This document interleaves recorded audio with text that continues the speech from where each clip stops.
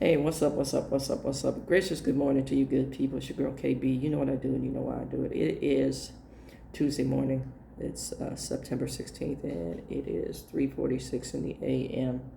Have a ton of work to do today, and I was getting to it, Paul. Uh,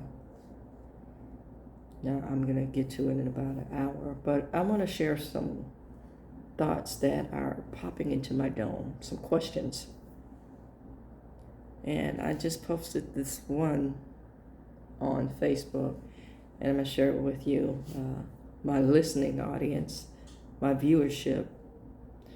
Um, First question is, when we get to a place where we're celebrating the death of an individual,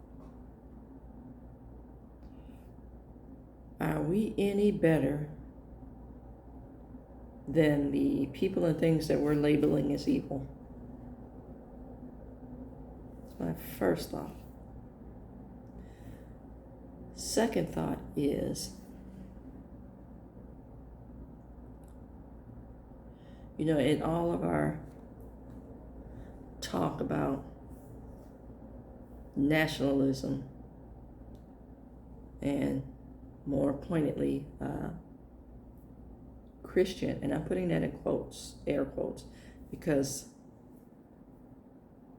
for me, in witnessing some of the things that I'm witnessing and hearing some of the things that I'm hearing, I'm going to say alleged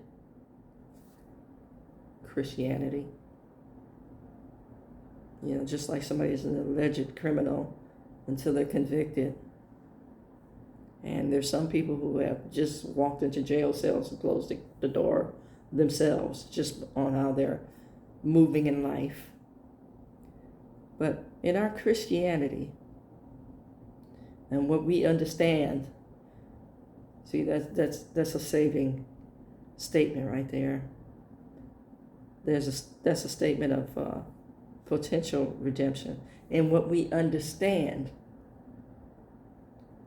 what Christian is, why aren't we spending more time talking about the, I want to say, devastation and decimation of Gaza?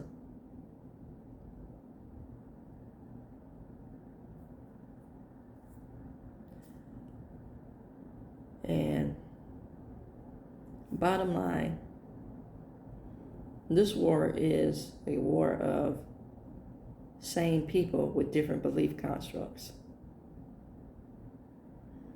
And I know that just sent a bunch of boxers in a wad, panties in a bunch. Me saying sane people. We talk about, or we want to highlight black on black crime as something that's awful.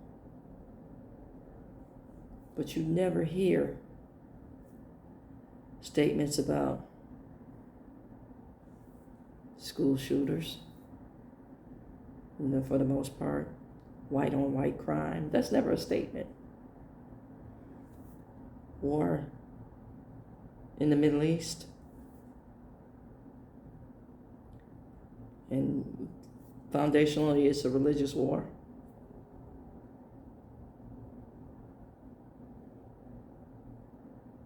It seems to me like when you're quoting scripture, we can talk about how the letter kills. Yeah, that part. Man, there's a whole bunch of thoughts that run through my mind throughout the day. And I have to say, I need to write this down, or I need to talk about this right now before I forget it. And I don't. So these are the things that make it to TikTok early in the morning. These are the things that make it to YouTube early in the morning. I've forgotten more than I could ever post And there are some things that I just don't say in a public setting because I know people are going to take it and run with it and misconstrue it without ever asking. Without ever asking. See, that's the problem with a lot of things that are posted these days. You know, or if a question is asked, it's asked from the place where the person has developed their opinion on what you said, and they're attempting to put an individual on the defensive. When the simple question is, what did you mean when you said, and allow the person to make a statement, then, and only then, should you explore if there's an ism or a level of prejudice behind statements. And I truly do have a prejudice. You want to know what it is? My prejudice is against stupidity and closed-mindedness. And there you have it.